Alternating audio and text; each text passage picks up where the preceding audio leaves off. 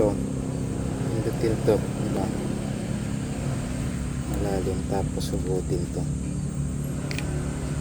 Kasi ito, ang gagawin dito, iyaan ay sa ilalim nito meron sakat ng susi yun. Pagbukas mo to, mabubuksan mo na yan dito. Pag nabuksan mo na yan, ito papatong mo dito dyan. Pag napatong na yan, masisense nya na yung RFID, yung radio signal. Pwede mo na tong ma-on,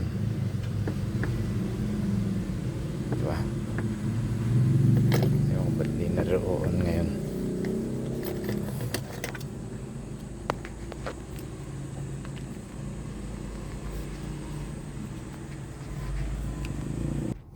Baka dito ilagay or dito. Basta yan, nag-on na siya.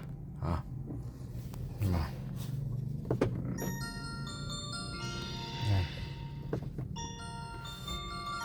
Okay, so dito lalagay.